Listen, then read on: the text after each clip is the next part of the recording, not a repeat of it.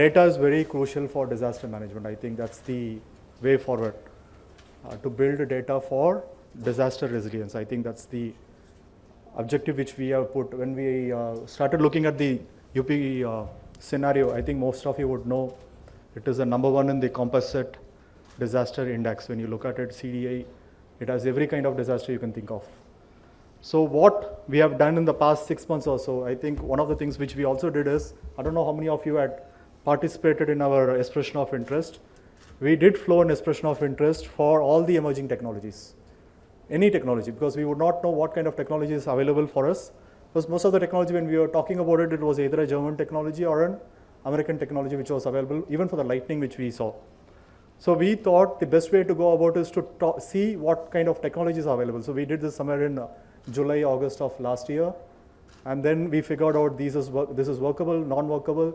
Now we are in a framework of creating the country's first climate resilient observatory. I think you were talking about it, where it's not just, I think the last presentation of someone also was talking about data lake. So one of the things which we will create is the climate resilient data lake with a lot of structured data and also unstructured data. That's something which we are looking at. And also what I would also wanted to mention, what kind of investment we have done in terms of IoT. I think that's it's the largest investment, and I think we are in the final stages of procurement. We have we are investing about 276 crores only for lightning sensor networks. Okay, and then about another 50 crores for the flood sensor network. And also we are putting, the CR is about 60 CR. So we are investing about 500 CR only on technology. It's more than 500 CR, only on the technology, the early command. It sounded very nice. We call it EWS. I think early command is a better word at looking at it. So we'll also think of renaming it. That's the use when you attend conferences like this. You tend to, look at it in a very different format, right? So it helps. Why is that we need to work on data? For example, if you look at the entire climate, I've been there in this particular job for last 6-7 months. When you look at the data itself, for example, I think many of you know where is Noida. So when you look at Noida, you had a flood. You also had a drought-like situation. So this is something emerging pattern. And see, now what I do is whenever somebody asks me anything, see, when you look at government goes in a document format, you put numbers, and there is a number to it. Unless you put it on a geospatial thing, you'll start seeing a visualization. I think that's very important. Bringing visualization into government is very important. When you bring that into government, you make a lot of decisions which are useful. So second time when we started doing the lightning analysis, we call it the South Belt, which is the Mirzapur, Sonbhadra. Sonbhadra has the largest lightning death. We do not know why. It is I think in the country it would be the largest lightning deaths. In fact, I had about 10 lightning deaths in the last 3 days. Right, so that is the kind of data which we see. But why is it happening? What is the causal thing? Can you put a lightning arrestor there to reduce it? Can you put a lightning sensor to start commanding? It's not about just putting the early warning system or the early command system, right? It's also getting that message across on the last grassroots, right? There is a couple who's in the field. Can we get that message to the couple on the field within that 30 minutes of your early warning? That's the question which you are looking at. So that is something which we are trying to work on. It's not just sending commands. See, I have a mobile phone which gets me every single day at least 10 messages of early warning. There is a red alert. The day before the red alert happened somewhere else, but the lightning happened somewhere else. So I think there's a lot of need to work on bringing multiple agencies. It's not just one agency which can deliver on it. So it's important that we need to collaborate. One of the things which I always face with technology partners is that, I think you will agree with me, is from NIC, we want value for what you provide. You can't put S1C systems and say, okay, you give me that one, right? So that is something which you have to look at. If you are working with government, bringing value, you can't put a system which is very S1C, then what you actually reduce. When I say value, that is exactly the words I would put it that way. It's important that you create a system, bring value to what you're doing by reducing the cost of the calamities or the losses which would happen in case the system is not there. You can't put it 100 crore. In fact, I remember this one. I would not mention which state it is. we went to study a medical disbursement system in one state. So the budget for drugs is about 800 crores. I'm just putting a number. And to monitor that, we have put 100 crores on it. The computer, I don't know which, you'll know, NIC people will know which state I'm talking about, right? So you put a 100 crore system to monitor an 800 crore system. Then where is value? Your losses will be less than what 100 crores, right? So when you are looking at government money is very limited. I think if you are using government money, it is very limited. So it is important that you need to bring value. I think that's the most important question. Can you bring value in putting systems? Can we not? So which means a lot of academia has to come into this discussion. Randomly putting some 50, 60 sensors would not help me.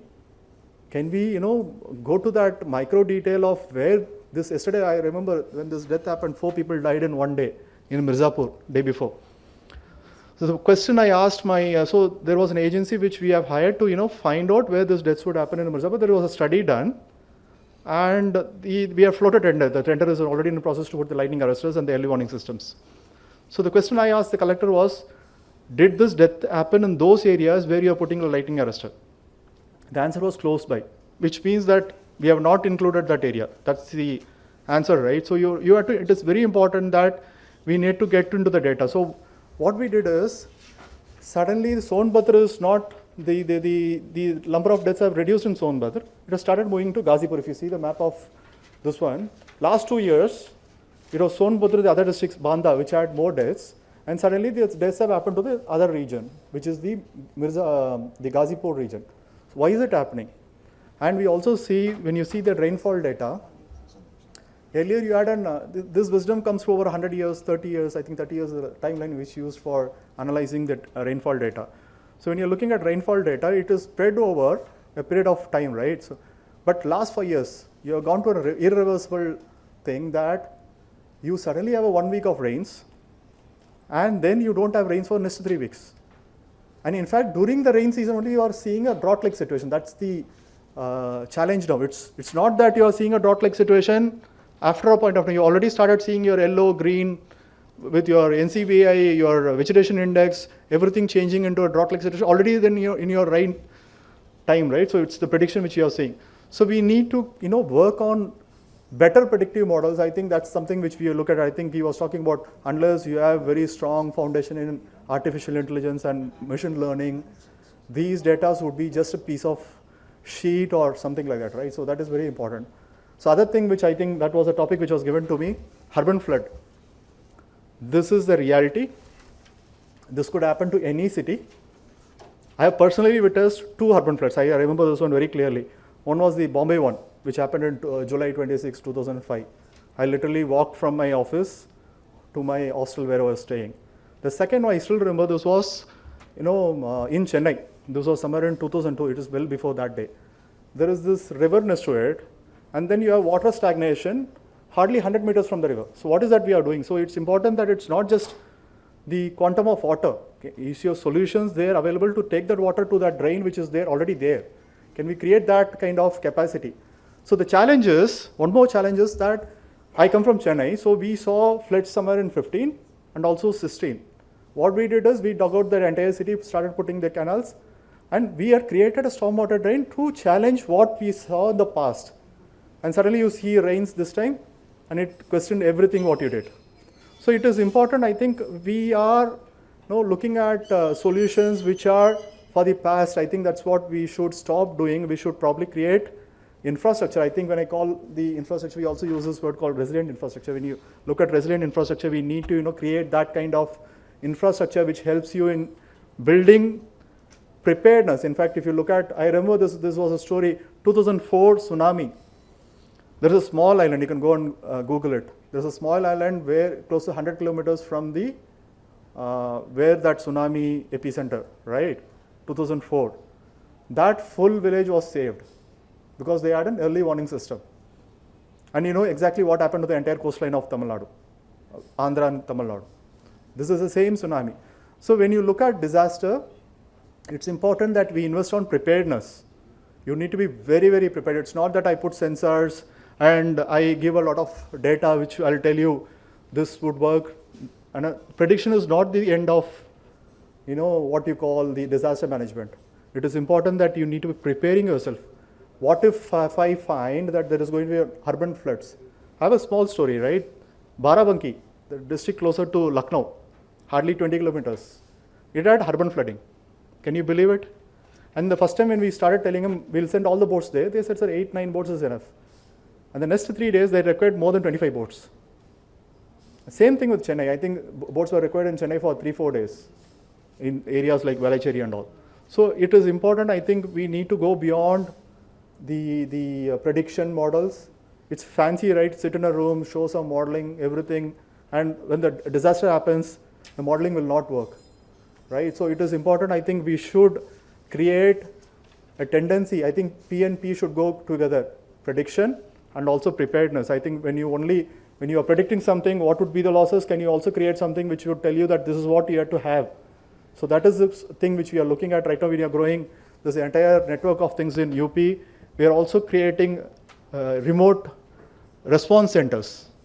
I think that's the first leg of operations, right? You create, and also mobile EOCs. So I think we are also expanding on a huge preparedness. We have already invested about 1,500 crores only into the disaster management. And I think in a couple of 2 years or 3 years, we'll also invest another 3,000 crores for strengthening our UP's response to disaster management. Thank you all.